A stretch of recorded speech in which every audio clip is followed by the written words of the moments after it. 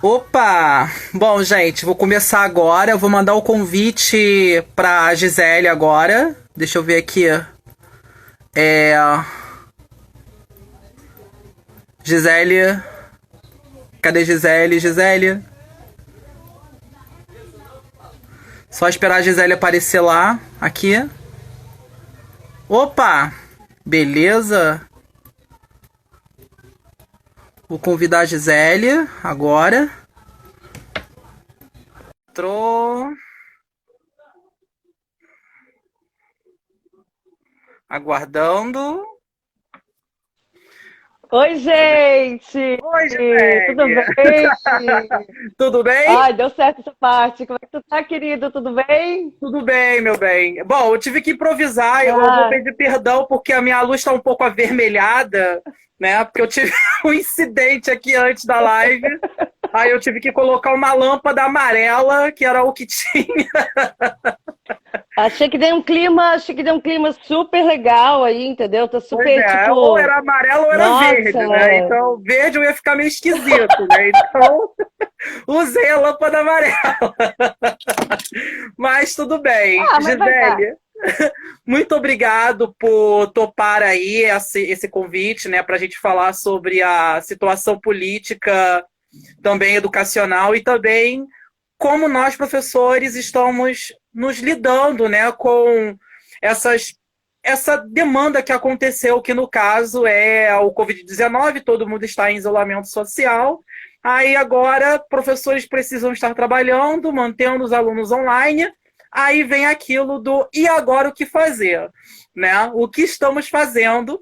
E quando eu te chamei, foi justamente pela ideia, porque como você é de Santa Catarina, é de um outro estado e também de um outro município, você também vai ter uma visão diferente do que nós estamos vendo aqui no Rio de Janeiro.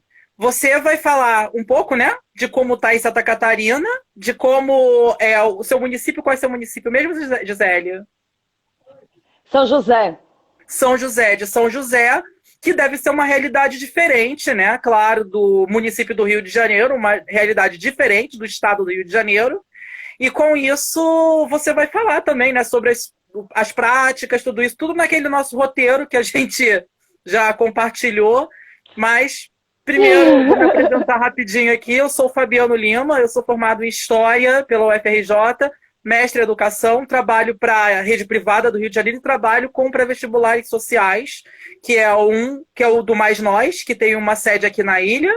E o outro é. Eu moro numa ilha, que é a Ilha do Governador, mas aqui tem uma série de bairros que são bairros do município do Rio de Janeiro. Para quem não conhece, a Ilha do Governador é uma ilha que fica no meio da Baía de Guanabara, que é onde fica o aeroporto do Galeão.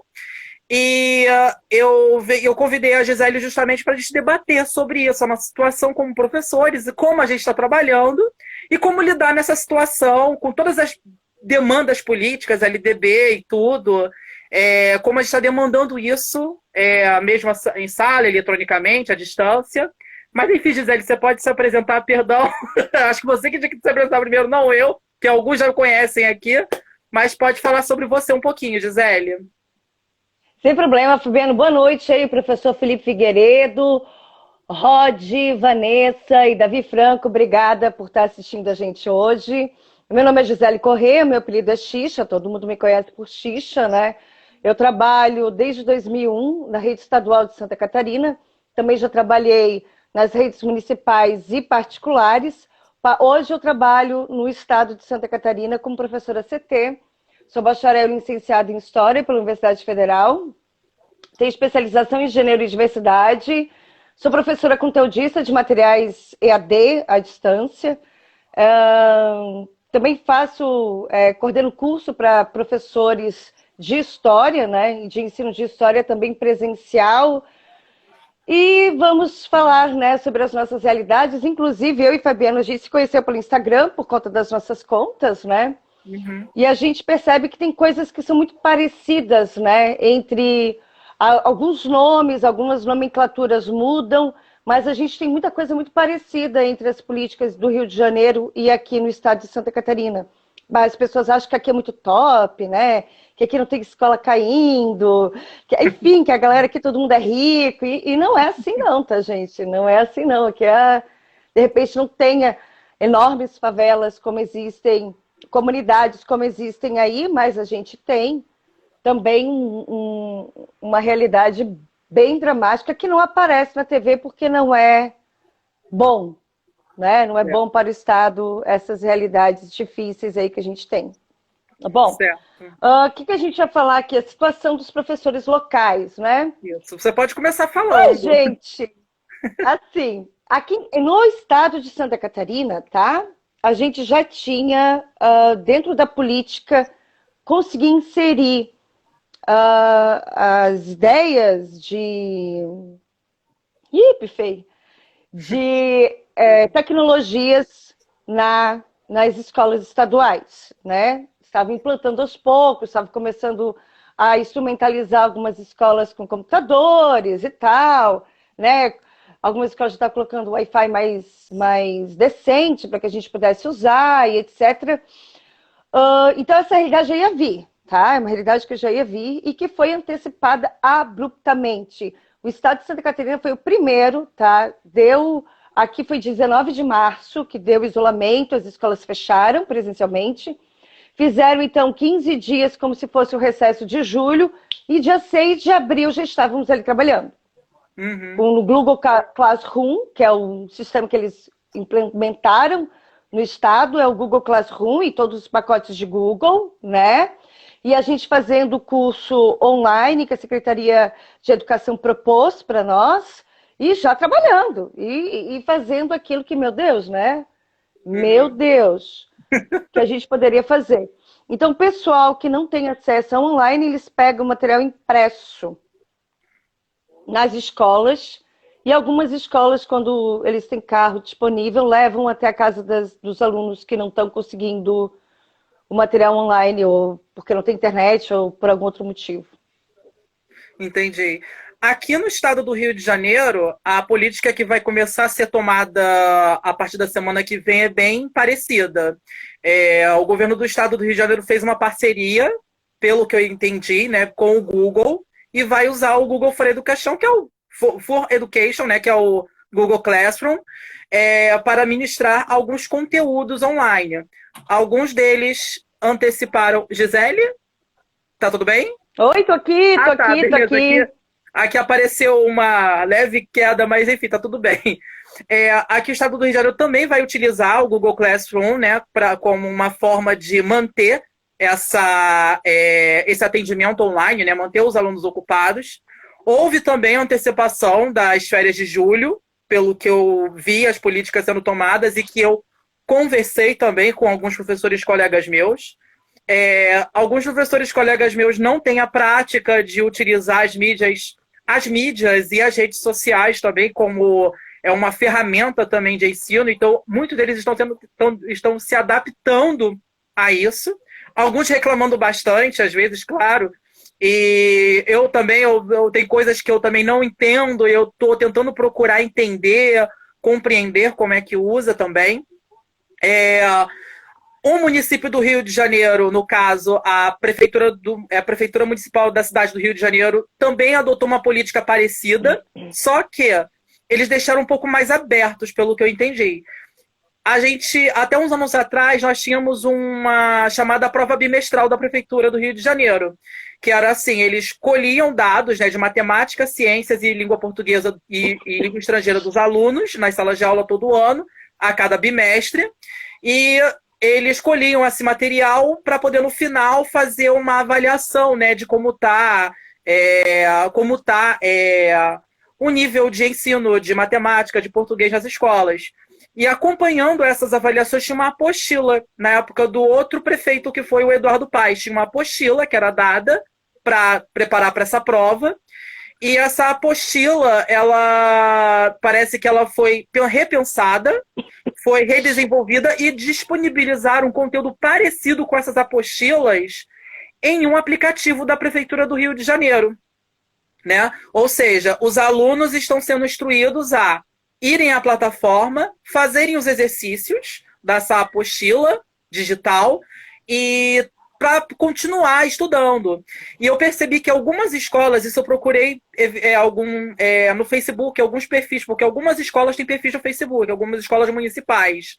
E eu estou percebendo que vários professores estão disponibilizando mais exercícios e gabaritos pelos perfis das escolas do Facebook, né? Como, por exemplo, tem uma escola aqui perto, Brigadeiro Eduardo Gomes, eu vi que a professora de inglês e outros professores de português disponibilizam, né, lá no Facebook, exercícios, né, para os alunos.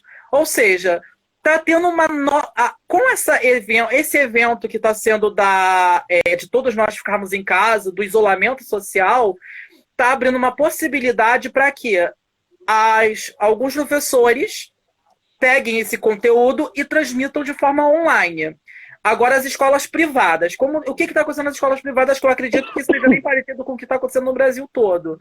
Algumas escolas privadas, que vamos dizer assim, que têm um pouco de condições maiores, né, têm as suas próprias salas de aula informatizadas, né? Já tem as suas próprias... Dentro do próprio perfil de algumas escolas já tem isso, né? O aluno só vai lá na plataforma, entra, faz os exercícios, assiste a videoaula do professor e não muda. Só que algumas outras escolas privadas não estão tendo esse acesso, porque não tem essa tecnologia. Algumas escolas privadas menores, né?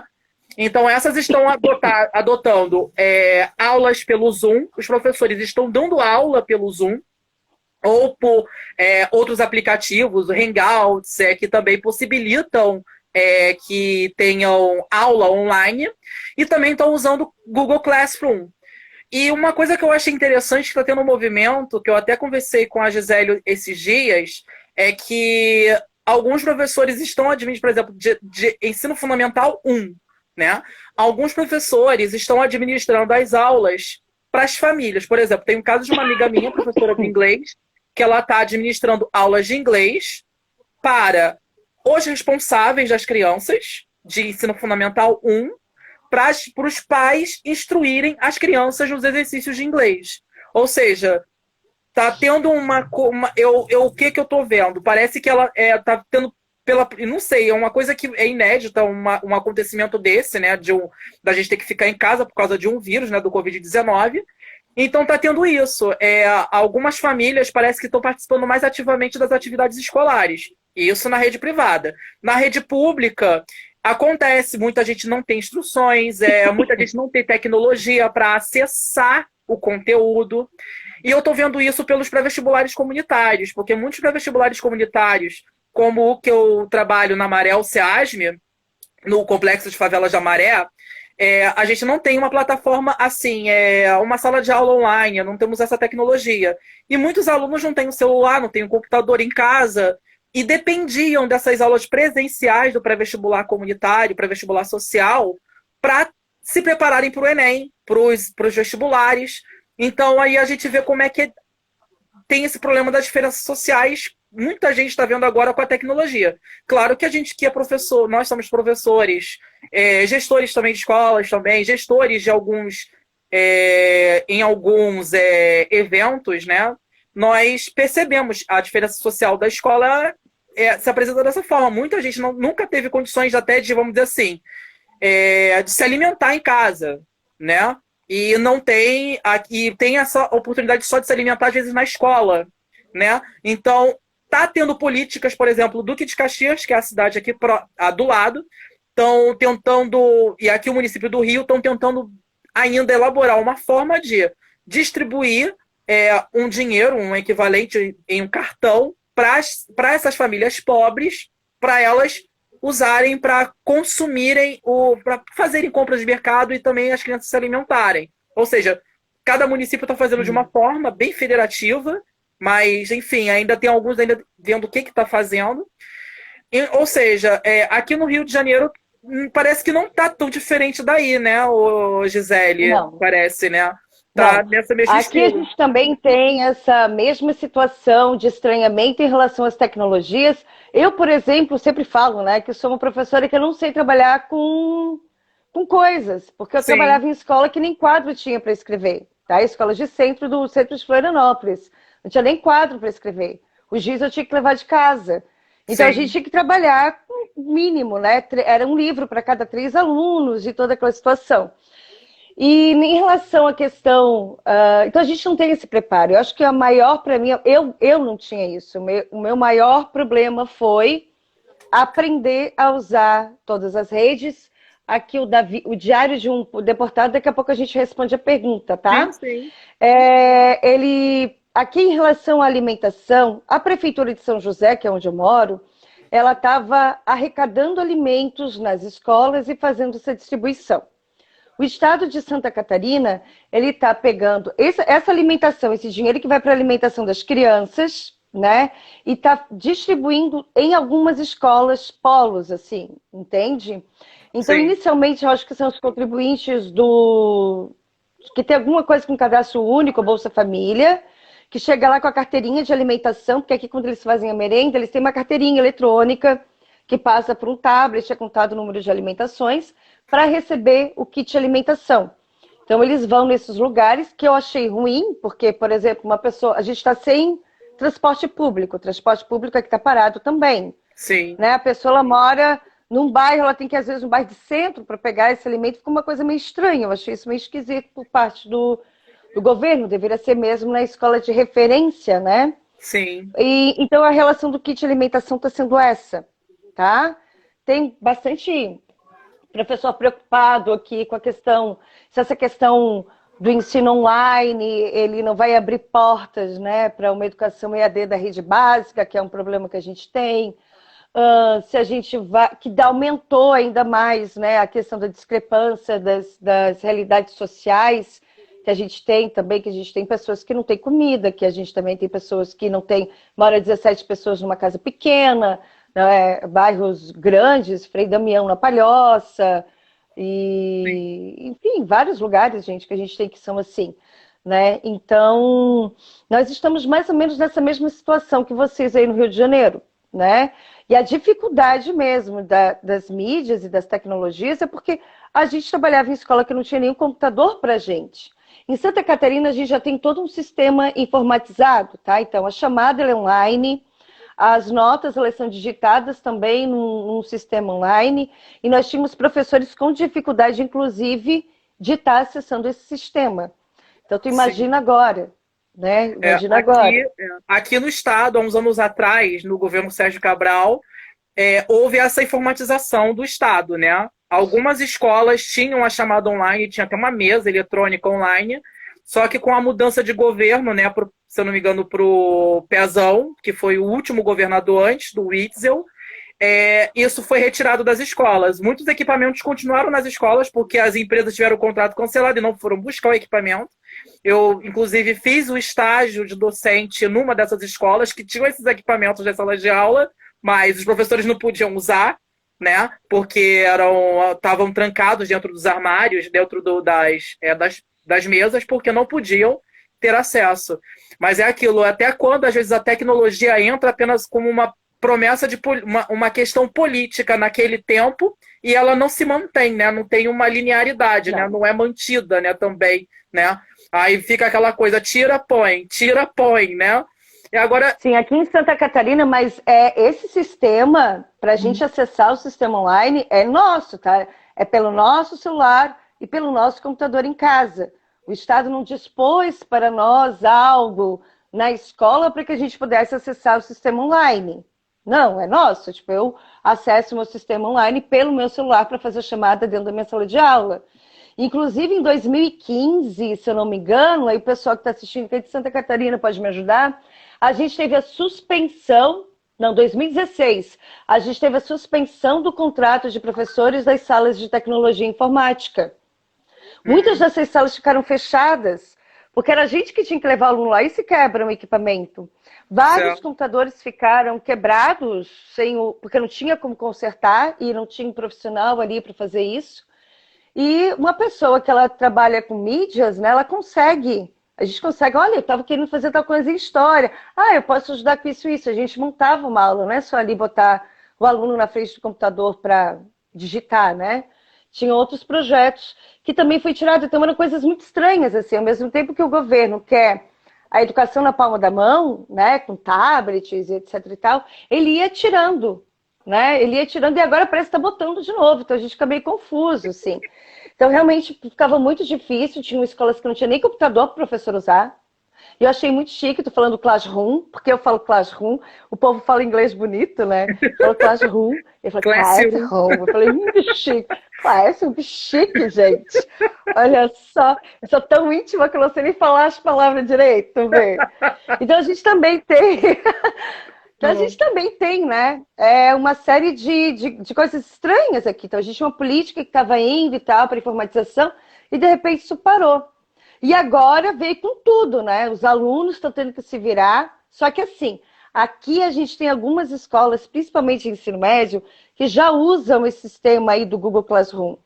Tem escolas que não estão tendo tanta dificuldade, tá? Em estar trabalhando com esse sistema. Ao contrário de outras, por exemplo, como as que eu trabalhei esse ano, trabalhei entre os anos, que não tinham nenhum tipo de acesso.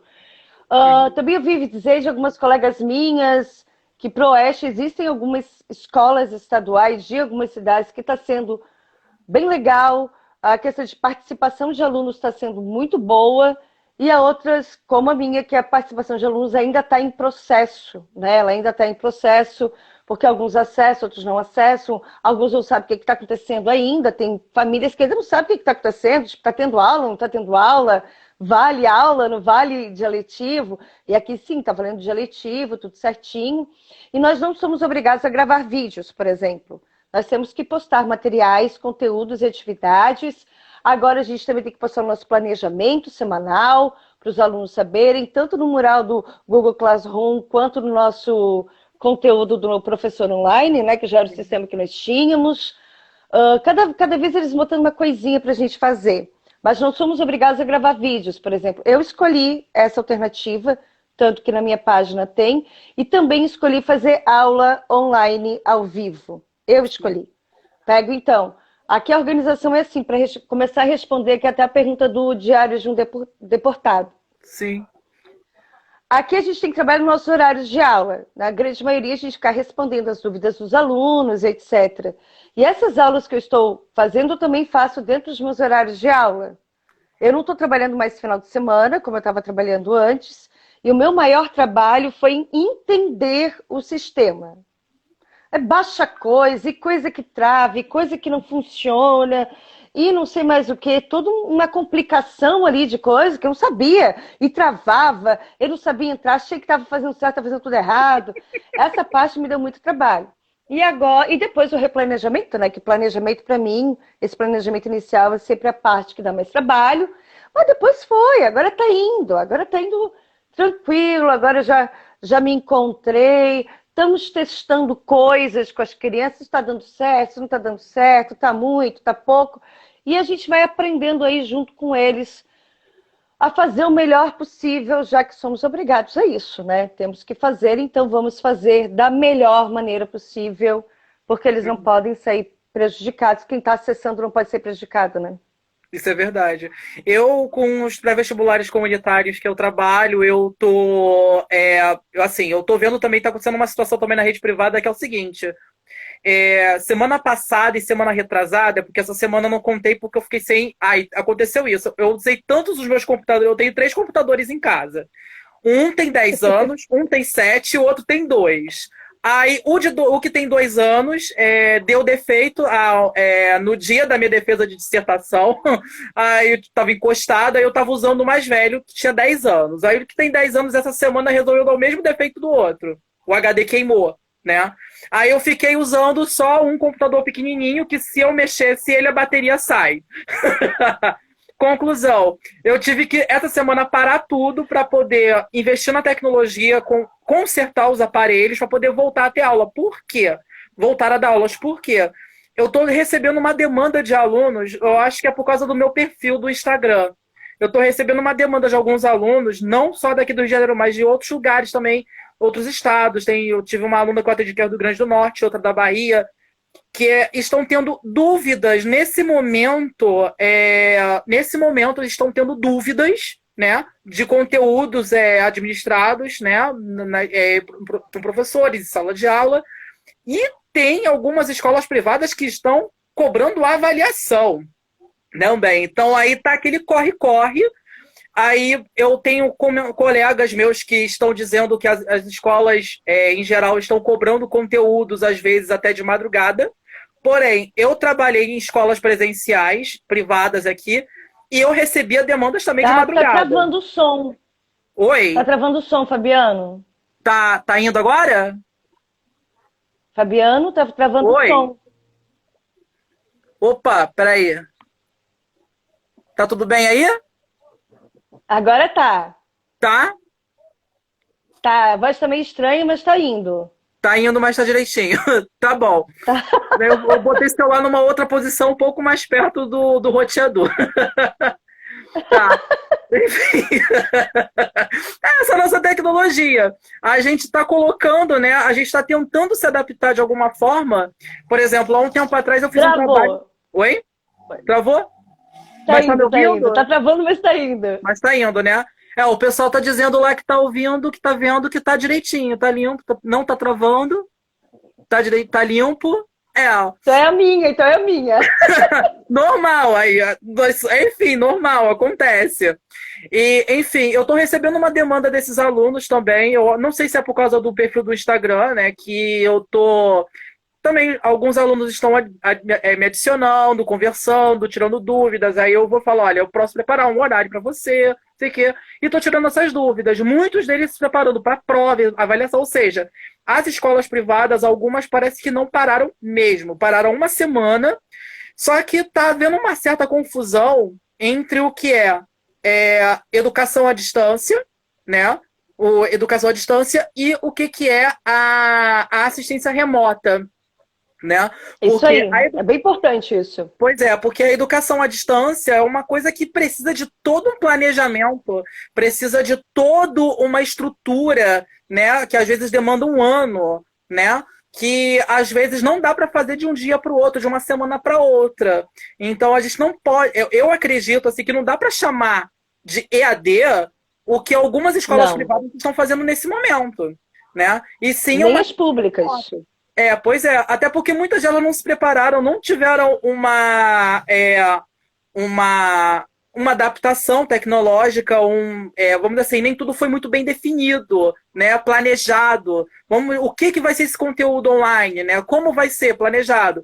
Inclusive em alguns contratos, né, de responsáveis, né, de estudantes com essas escolas também, não foi muito bem planejado, né? Até porque você está ali optando por um tipo de educação que é diferente da presencial. Então, ou seja, precisa de um contrato específico para isso, né? Aí eu não sei, algumas escolas fizeram reuniões com os responsáveis todos aprovaram essa assistência remota, ou que alguns estão chamando de EAD, e, ao mesmo tempo, alguns estão tentando se planejar, tentando administrar os conteúdos online nas plataformas, né? Ou seja, e enquanto isso, no pré-vestibular comunitário onde eu trabalho, a gente está disponibilizando aulas em formato de vídeos para os alunos, alguns alunos que conseguem acessar, e podcasts. Eu mando podcasts de algumas aulas, revisões de aulas passadas, eu dou aula de filosofia, e no outro eu ia começar a dar aula de história, né? Então a gente está disponibilizando podcasts, vídeos, aulões, por exemplo. O SEASME preparou recentemente um aulão sobre ditadura. Então a gente preparou um conteúdo, áudio e vídeo exclusivo desse conteúdo sobre ditaduras militares, né? Por causa do evento recente de abril, né? Do 1º de abril, que é quando a ditadura faz. Agora não, a memória do professor sumiu aqui, né? Quantos anos? Faz um tempo, né? De que foi implementado e depois caiu. E aí fizemos um conteúdo online. Então a gente está administrando folhas de exercícios online, a gente manda folha de exercício para os alunos, eles recebem isso pelo WhatsApp. Alguns pré-vestibulares comunitários estão conseguindo adaptar isso, só que alguns outros não, porque nem todo mundo tem essa tecnologia. Então, a grande dificuldade nesse momento é aquilo que sempre teve na educação, é o grande abismo social que tem entre as pessoas que têm condições tecnológicas, ou seja, que têm condições financeiras de se manter no sistema educacional, e aquelas pessoas que não têm condições por eventos históricos do passado, né? por serem pobres e também por morarem na favela e não terem esse conteúdo, às vezes não tem como acessar esse conteúdo por serem muito humildes, né? Então a gente tem esse problema, estamos enfrentando esse problema. E está tendo um movimento aqui também, que é o movimento de pré-vestibulares comunitários, que é o movimento que estão usando o hashtag nas redes sociais, que é o Adia Enem, que é justamente porque eles estão querendo um adiamento do Enem para que dê tempo para que alguns alunos que são alunos desses pré-vestibulares comunitários, quando voltar todo mundo do isolamento social, eles consigam se preparar presencialmente nos pré-vestibulares presenciais, né? Já que é a única forma que eles têm de acessar a educação. Então, a gente está tendo esses problemas, mas é aquilo. Eu acho que a grande lição que a gente está aprendendo nisso tudo, Gisele, é porque assim, eu tenho um trabalho com um amigo meu, Felipe Figueiredo, que também é professor e também se formou comigo em História. Tá aqui ainda? Oi? Ele estava aí, eu acho que ele estava aí. Ele tá aqui fazendo uma perguntinha aqui. Será que ótimo. A gente já responde. Não, acho que não. Fez uma perguntinha aqui. Daqui a pouco a gente pode responder, porque depois eu vou disponibilizar esse vídeo para quem quiser ver. Eu vou te mandar o vídeo, porque vai dar para baixar depois, eu consigo baixar, disponibilizo para você, que aí você pode publicar nas redes sociais, e eu publico também nas minhas, aí o pessoal pode ver quando quiser, também, né, quando puder. Mas, enfim, o legal também aqui é que a gente está tendo umas perguntas, né? Então, enfim, o trabalho que eu fiz com o Felipe foi baseado na questão, porque nós jogamos, ele está aí, nós jogamos também um jogo que muita gente fala que vamos dizer assim, é um joguinho, é criança, infantil, que é o Pokémon Go, né? E o Pokémon Go nós vimos que dá para extrair ele daquele jogo, né? Um pouco da aprendizagem que vamos dizer assim, conhecer a história patrimonial, porque aonde ficam os lugares onde os jogadores se encontram para jogar o Pokémon Go ou para pegar recompensas do jogo, são lugares de história pública, por exemplo, praças, museus, igrejas, né? Lugares coletivos. E o Ingress, que é outro jogo também que usa esses mesmos espaços, que são espaços que são carregados de história, carregados de eventos. E, enfim, esse trabalho eu fiz com o Felipe, que é uma coisa assim, observar a tecnologia de uma forma diferente para a história, né? Para o ensino de história. E nesse momento que a gente se vê numa emergência, né? A gente vê como todos os ambientes tecnológicos nesse momento, né, se tornaram uma emergência para o ensino de história, né? Que é o Google Classroom, o Zoom, o próprio Instagram, o Facebook, né? As redes sociais hoje estão sendo utilizadas como ferramentas, né, para manter a educação em casa também. Mas, enfim, Gisele, você falou também... Pode manter. Você falou dos desafios e agora você falou também já dos desafios, né? De como está sendo, também falei um pouco, né? Só para dar uma ênfase aqui, de que estavam falando aqui, agora que eu perdi aqui, que o EAD, né, ele exclui pessoas. Aqui em Santa Catarina a gente também tem a opção do material impresso. Inclusive, o Estado tinha estudado com os Correios, eles distribuírem, né? Mas ficou muito caro, parece, não sei quanto. E então, eles estão vendo várias alternativas para que esse material chegue até os alunos, né?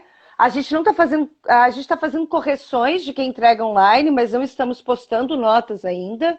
Então, assim, exclui, mas já estavam excluídos também, né? Deixa eu pensar sempre nisso, assim.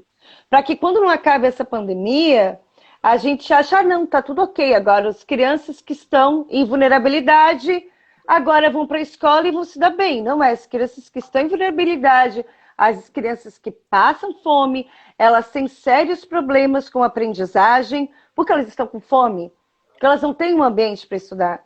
É importante que a gente permaneça muito firme nesse discurso, principalmente depois da pandemia, porque agora é uma situação caótica, atípica, só que essa situação, na normalidade, ela se mantém, e se mantém durante aí anos e anos e anos, e a gente tenta com uma série de políticas públicas, com merenda, a gente faz cesta básica para as crianças na escola, a gente vê que a criança está desmaiando de fome, leva lá para a direção vai lá e dá uma comidinha para essa criança conseguir se manter, e sabe que ela só vai comer no dia seguinte, né? Então que a gente realmente consiga, assim, ter esse discurso muito forte para Sempre, porque só agora, para a gente atacar a educação... Eu não gosto de educação à distância, não gosto do ensino online, não. Mas é o que a gente tem. Mas esse abismo cultural já existe e ele não vai parar de existir depois da pandemia, vai até piorar depois da pandemia. Para que a gente veja que cobranças de políticas públicas nós teremos que fazer para que essas crianças tenham realmente acesso aos seus direitos que elas não estão tendo. Então, eu falo até indignada, porque é uma coisa que me deixa realmente indignada, porque tem muita gente privilegiada usando as crianças que passam vulnerabilidade muitas vezes para protestar contra o ensino à distância. Pode protestar, acho que tem que falar se não gosta, etc. Mas essas crianças já estão nessa situação há muito tempo, não começou agora. Eles já estão excluídos há muito tempo, não começou agora. E a gente está ali dia a dia, anos, lutando para que eles tenham as melhores oportunidades possíveis. Tá? Uhum. Aqui também o Felipe Figueiredo falou: Xixa, falar sobre a rede informatizada em SC, ao mesmo tempo relatar as dificuldades com elementos básicos de uma sala de aula, reforça o pensamento com arcaica na nossa educação. Sim. E mais uma pergunta que eu tinha feito também, as maiores dificuldades. Eu só tinha um celular e uma internet 4G. Deu pau, deu problema. A escola me trouxe um computador que é da escola, tá? Que eles podem emprestar, que foi desse material aí que eu falei antes, né? Sim. Que o governo ficou mandando. Então, a gente tem alguns notebooks e alguns tablets. Eu recebi e coloquei o Wi-Fi na minha casa, que era uma coisa que até então eu achava que não precisava, que meu 4G dava conta, tá? Então, realmente, vejo um monte de professor fazendo isso agora, porque a gente não... Só o celular não ia dar conta, tá? Só o celular não ia dar conta de fazer tudo.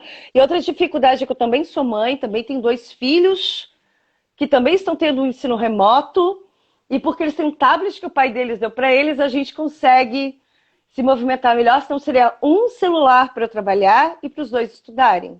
Uma está se alfabetizando. Então, assim, a gente tem toda essa questão de ter que trabalhar, postar aula, fazer as aulas, mas a gente também tem que fazer comida. Eu tô aqui com o pé inchado, né? Falei para ele, torci o pé, ele tá desse tamanho, tá doendo pra cacete, já tá melhor.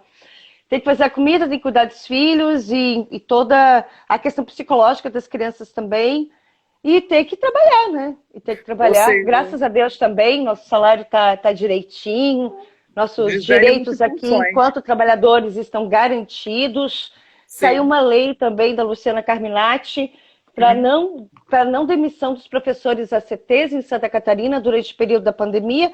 Claro, se a pessoa não fizer trabalho, né? Se a pessoa não trabalhar, etc., seria motivo. Mas até a pandemia terminar, a gente tem que ter os nossos contratos mantidos, os nossos salários mantidos. Essa lei já foi aceita pelo governador. Então, a gente está, digamos, dentro de uma zona muito privilegiada, né? E muito segura também no meio disso tudo. Beijo, Fernanda, pra ti. Ela tá mandando aqui dizer que eu sou show. Fabiano também é bom pra caramba aqui. Maravilhosa. Ai, beijo, Natália. Aqui. Jonathan tava aí agora há pouco também. Depois, se ele tiver aí, beijo pra ele. Beijo, Bruna, beijo, Natália. Que façam um curso ensinando essa professorada a usar a tecnologia. Tudo que vocês falaram aqui pode salvar a vida de vários que estão em apuros. Então, na Secretaria de Educação, eles fizeram cursos, tá? Online pra gente. Eu ainda não assisti todos, eu tenho que assistir. Eles estão cobrando que a gente assista todos. E mesmo assim, tipo, tinha coisa que eu não sabia mesmo. Como é que limpa cachê? Nem sabia que tinha que limpar cachê, que aquilo travava. Eu sei lá que fazia aquilo ali. Não sabia nada, gente. Pois olha que eu tenho página no Instagram, tá? Eu recomendo assim, o máximo que a gente pode fazer nesse momento, como, vamos dizer assim, nem tudo tá vindo tão rápido, né? É a gente recomendar ferramentas, né? Por exemplo, muita gente está usando o Google Classroom. Eu mexi com ele levemente aqui no computador, em casa. Eu até achei interessante a ferramenta do Google Classroom. Você legal. Oi?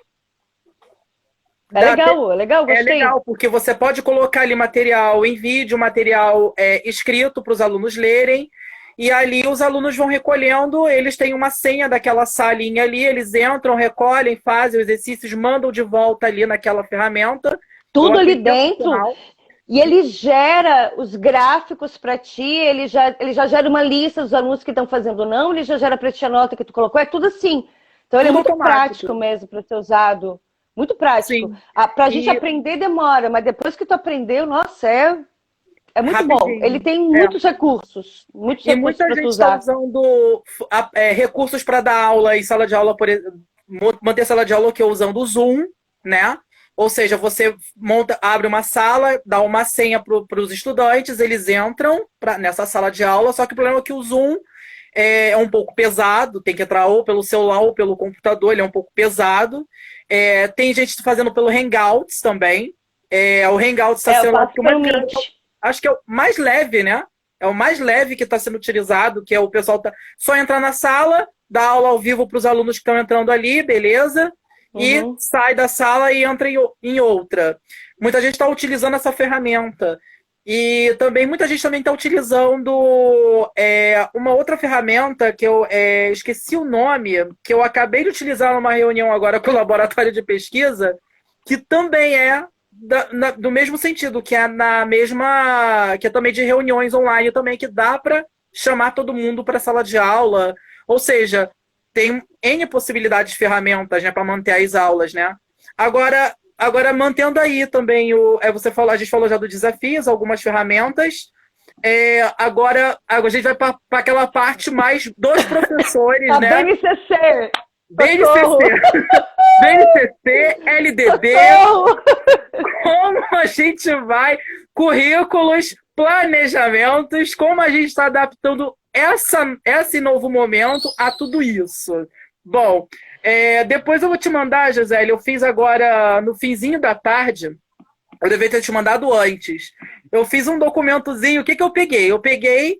Fui lá na LDB, e peguei algumas leis que, vamos dizer assim, estão sendo muito discutidas nesse momento, né? Por exemplo, do calendário escolar. Na LDB, a carga horária mínima anual, né, é de 800 horas para o ensino fundamental e para o ensino médio, né? E apesar de ter teve uma reforma em 2017 também, que ampliou para 1.000 horas a carga horária a partir de 2 de março de 2017 para o ensino médio. Aí a gente reflete como está sendo. Aí em Santa Catarina, está tendo algum movimento para modificar, para adaptar essas horas? Está tendo alguma coisa, algum movimento? Você conhece alguma coisa que esteja acontecendo, Gisele? Sindicato estavam tentando, né, argumentar, inclusive para suspensão do ano letivo, né? Para que não tenha ano letivo, nem online, nem nada. Que se esqueça isso, só pense nisso no ano que vem. A questão da classe trabalhadora, o medo é que daí isso gere um desemprego em massa também, né? Porque qual é o governo que vai querer manter professor sem trabalhar? E é uma grande questão de problemática, eu acho que a gente tem maior que essas, é que a escola ela ainda não é vista como um espaço de produção de ciência.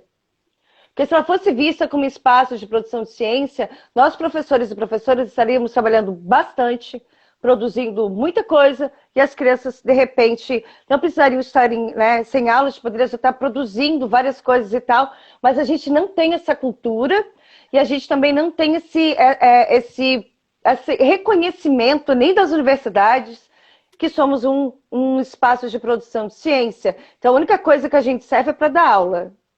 Sim. Só para isso. Acontece também então, eu acho que isso também é um grande problema que faz com que, nesse momento, a gente esteja trabalhando apenas lecionando, né? E não como seres pensantes, produzindo ciência, fazendo pesquisa, mostrando resultados. Não.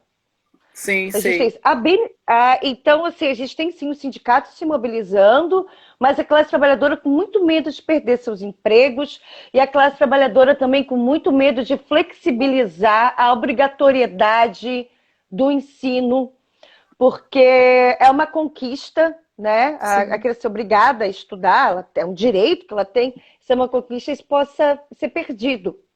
Se a gente mexe nisso, de repente eles possam, pior ainda do que implantar, né, um EAD no ensino básico, implantar essas flexibilizações de obrigatoriedade de aula. Então, são pontos que são, né, cada um vem com uma contribuição assim, para esse debate.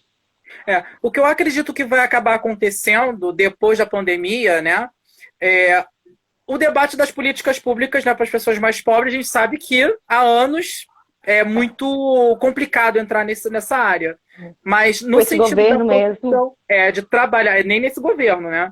E o que eu acredito que vai acontecer é o seguinte: como os professores estão se preparando melhor agora para trabalhar de forma online, eu acredito que vai acontecer uma certa fusão.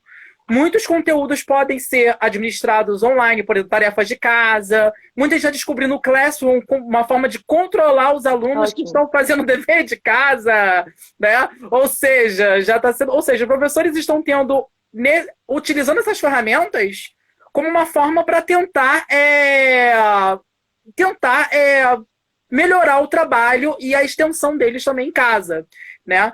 Eu estava procurando também na LDB, onde pode falar, né, sobre a administração de conteúdo de mídia, né? Por exemplo, a única citação que eu vi parecido com a administração de conteúdo de mídia por lei foi a parte, deixa eu ver aqui, artigo 26, parágrafo 8. Exibição de filmes de produção nacional constituirá Obrigatório. componente curricular complementar integrado à proposta pedagógica da escola, sendo a sua exibição obrigatória por no mínimo 2 horas mensais. Já extrapolamos isso. Praticamente com tanto de vídeo que a gente já está indicando para os alunos. Filmes, né? Até eu não sei se o conteúdo de filmes nacionais a gente está também, ou seja, vídeos, ou seja, a gente está tentando manter isso.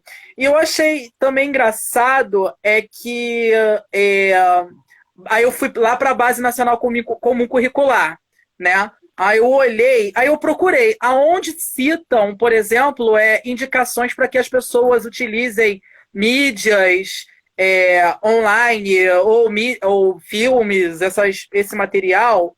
Bom, o que a Base Nacional Comum Curricular? Ela ali ela é uma ferramenta onde está ali, é como se fosse assim, um grande planejamento dado pelo governo federal na época, né? Que eles acreditam que seja o conteúdo mínimo que deve ser administrado nas escolas. A gente observa, nós que somos professores já trabalhamos nas escolas, pelo menos eu observando, tudo que está ali na Base Nacional Comum Curricular já são algumas coisas que a gente já trabalha em sala de aula. Porque antes da Base Nacional Comum Curricular existia o antigo, como é que era o nome? Que eram os livrinhos, Parâmetros Curriculares Nacionais, né? PCN. Esses parâmetros curriculares nacionais foram o que deram liberdade para que as escolas fomentassem os próprios currículos e que a gente adequasse os nossos planejamentos a esses currículos, né? E a base, ela está fazendo isso de alguma forma também. Ela está dando ali uma indicação do que o professor pode trabalhar em sala de aula. E eu vi ali, eu estava procurando... Pra mim a base foi muito ruim, gente. História tá muito ruim, cara. É uma coisa que eu confesso que realmente precisava melhorar muito. Muito ruim! Eu estava percebendo, eu fui nas reuniões quando eles estavam implementando a base, né? As reuniões da AMPU, que foi em 2016, 2015, por aí. Teve umas reuniões da AMPU. Galera toda de sala de aula, né? Oi? Galera toda de sala de aula, né? Isso, a galera toda de sala de aula, aí estavam discutindo como entrar a história dentro da base. Aí estava tendo um discurso de que história não ia entrar na base. Aí o pessoal se desesperou, mas vai tirar a história das escolas, história de disciplina das escolas. Foi um debate muito forte e muitos professores assistiram atingidos porque falaram que a base estava diminuindo a autonomia de alguns professores, né? Alguns deles tinham alguns argumentos, mas o que está ali na base, pelo que eu vi ali, é o que está no livro didático de história, porque os livros didáticos vão acabaram se adaptando, né, de alguma forma, né? Mas é aquilo, o que a gente pode dar a mais, a gente dá a mais. Inclusive, eu dou muito a mais do que está ali na base, né? Por exemplo, eu vi... é horrível, realmente, a base, do jeito que foi construída, foi... num momento meio esquisito, inclusive, para a política brasileira. Pra quê? É horrível. Pois é, que foi no período do golpe, praticamente, do golpe de 2016. E ali, por exemplo, eu vi que há coisas que já são debatidas em sala de aula. Por exemplo, a gente está vivendo uma atual pandemia que está gerando uma crise na economia, certo? Aí eu vi ali, 7º ano. Sétimo ano, os professores vão trabalhar sobre Renascimento, Idade Média, o início da Idade Moderna, e ali tem Sétimo várias ano não. crises. Oi? Sétimo ano não tem mais Idade Média, foi pro sexto ano. Sexto ano, tá certo. Sexto ano. Ou seja, dá para debater no momento atual, quem tá falando, quem for começar a falar de Idade Média, vai ter um momento que vai falar da crise da Idade Média, vai falar também sobre as pestes da Idade Média, e já dá para colocar ali como base ali um pouquinho o que a gente está vivendo hoje, né? Beleza, fazendo um anacronismozinho, mas eu acho que isso de alguma forma situa o aluno naquele mesmo espaço, de alguma forma, né? Ali naquele lugar, né? Olha, teve uma peste na Idade Média, matou milhares de pessoas na Idade Média, questões de higiene foram colocadas, e agora a gente está discutindo isso de novo, ou seja, discutindo isso. Assim, para mim, o grande problema da Base Nacional Curricular em História são que as habilidades são muitas, elas não dão tempo de aprendizagem do aluno. Sim. Porque não é só a gente chegar e falar e aquilo entra na cabeça e a pessoa sai, sei tudo de história. Não, você precisa construir isso, né? E você vai indo muito devagar, porque são, às vezes, conceitos muito pesados para a idade deles. Então já é muita habilidade. E umas habilidades que não dá para entender. Que habilidade é aquela ali? A habilidade de saber explicar a polis grega. Meu Deus, oi, gente, no sexto ano. Olha, eu lembrei disso. Poderia ter colocado uma palavrinha diferente ali, uma coisinha diferente. Mas para que ele precisa saber disso? É o para que ele precisa saber disso que devia ser habilidade.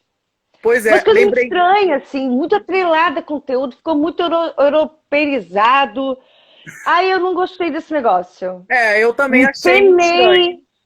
Penei para fazer o planejamento e agora penei para fazer o planejamento de novo online. Sim. Penei essa mais. Eu não sei se foi por causa da demora da resposta da ANPU e das associações de história e de educadores de história sobre a base, né? Só que a base, o que eu sinto também é que ela foi construída muito rápido demais, num período muito curto, né? Na parte de história foi um período muito curto e muito rápido.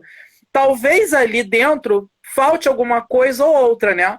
Mas é aquilo, né, Gisele? Como você mesma falou, o máximo que a gente pode dar... Acho que tem muita coisa.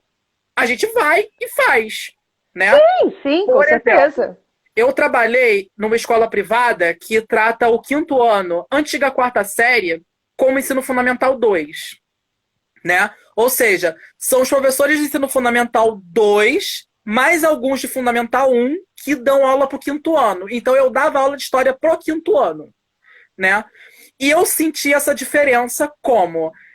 Antes da Base Nacional Comum Curricular, o conteúdo de história do quinto ano era a história do Brasil, completa, da história desde as conquistas, né, até o Brasil contemporâneo, né, até o período atual da nova democracia. Tudo isso era administrado em um ano no conteúdo de quinto ano, né? Aí veio a Base Nacional Comum Curricular. Com a base, mudou o quinto ano não vê mais história do Brasil. Agora, o que eles veem no quinto ano? Eles veem aquelas 2 primeiras aulas que a gente dava conta antes da base no sexto ano, que era metodologias da história, história como ciências, e as 4 primeiras aulas, né, se eu não me engano, história como ciências, metodologia da história e neolítico, paleolítico. Isso tudo aqui agora é dado em um ano no quinto ano inteiro. Ou seja, foi a grande transformação da Base Nacional Comum Curricular. Eu não sei como os professores do quinto ano de história, né, que estão administrando história no quinto ano, mas como a história no quinto ano ela demanda, né, muita busca de fontes, trabalhar com cartas, né? É possível que os professores explorem bastante a internet, né? Como uma forma de fonte histórica, às vezes, né? Ir lá, dar um documentozinho fácil para um aluno ver, ler como era escrito naquela época, analisar aquela coisinha ali, né? Outra coisa também que está sendo utilizada são jogos também, né? Ou seja, para deixar um pouco mais lúdico. Oi? Eu também amo. Eu dava muito. Jogos, análise de fonte, é isso aí, gente. Eu fazia uma coisa que eu acho que eu traumatizei alguns alunos do quinto ano. Eu pegava esses joguinhos mais lúdicos e cobrava na avaliação deles, teste e prova. Eu botava caça-palavras, né? Ou então fazia, né? Por exemplo, um exercício era um exercício de caça-palavras com algum tema de história do Brasil na época, né? Por exemplo, é sobre o Segundo Reinado. Aí um caça-palavras lá falando sobre eventos que aconteceram no Segundo Reinado. Aí eu criava o caça-palavras, colocava lá, né? Caça-palavras, ou então cruzadinha, que os meus alunos chamaram de cruzadinha da morte, né? Né? Que aí eles iam preenchendo. Aí eu percebi na época, quando eu trabalhei com o quinto ano, que existia uma falta de cultura. Por exemplo, eu falava, vem cá, vocês já fizeram caça-palavras? Já fizeram cruzadinhas? E são alunos de até classe média, né? Aí eles falaram, eu já fiz sim, mas aí vocês fizeram aonde?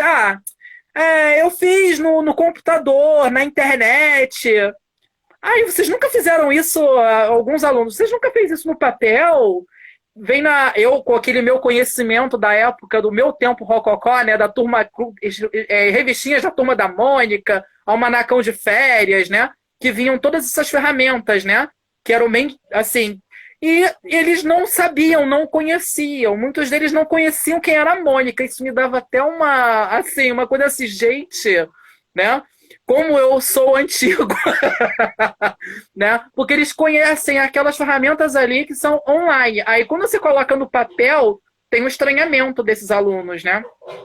Então, a gente pode movimentar alguns, por exemplo, tem uma professora Marcela Albenha, que ela terminou agora o doutorado na Unirio, ela traz na tese de doutorado dela e também na dissertação de mestrado dela, uma série, depois eu posso deixar o contato dela também para quem quiser, uma série de experimentos que ela fez em sala de aula fazendo jogos em papel.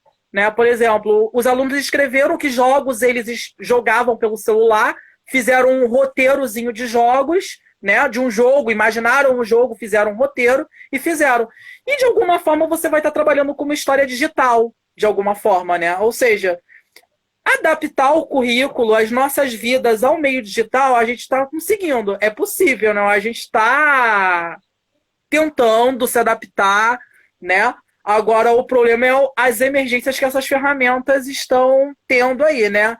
Gisele, agora fazer uma apresentação. Acho que a gente vai fechar agora, porque senão vai acabar vai dar uma hora, né? Pois é. A gente vai sair. Então... Gente, agradeço a todo mundo que participou. Muito obrigada, beijão, tá? Desculpa se a gente não respondeu alguma coisa aqui, depois a gente responde. Acompanhe a página @profxixa, tá?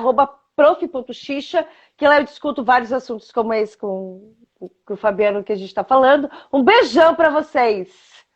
Também parar da página porque eu estou trabalhando muito. Pois é. Gente, muito obrigado para quem participou aí da live, mandou as perguntas, tá? Qualquer coisa também, é só me mandar um inbox. Esse vídeo eu vou disponibilizar para a Gisele, vou disponibilizar ele também online. E esse vídeo foi justamente com esse objetivo. Eu, daqui do Rio de Janeiro, e Gisele, aí de Santa Catarina, né? Eu tô em cima para algumas pessoas e a Gisele tá em cima para outra. Então, Gisele tá em algum lugar por aqui, em cima ou embaixo. Eu tô embaixo, tu embaixo? Tá em cima. Eu tô em cima aqui. Mas, enfim, pra gente mostrar como tá sendo a nossa realidade, mesmo estando em lugares diferentes, em municípios e estados diferentes, como as nossas práticas estão se aproximando, porque estamos todos aqui, nessa emergência digital, e estamos aqui adaptando o BNCC, adaptando os nossos planejamentos, refazendo o planejamento, né? Porque planejamento de escola que a gente fez para as aulas presenciais, tivemos que refazer tudo, né? Praticamente, né, Gisele? Tu, eu também. Ou seja, BNCC e currículo, que já é novo, né? O BNCC e currículo que é novo, e agora mais uma coisa nova em cima, olha... Pois tá puxado. Ou seja, estamos aí realizando essas aprendizagens, reaprendendo de novo a mexer nas tecnologias também. E é isso, Gisele. Muito Obrigada, obrigado, Fabiano, pelo convite. tá? Eu que agradeço Obrigadão mesmo, demais. um beijo para ti. Tá? E um grande beijo e vamos lá e a gente vai resistindo enquanto isso. Agora 20 segundos restantes. Valeu, Gisele. Muito Beijo, obrigada a todo beijo, mundo que gente. participou. Tchau, tchau. Valeu, tchau, tchau.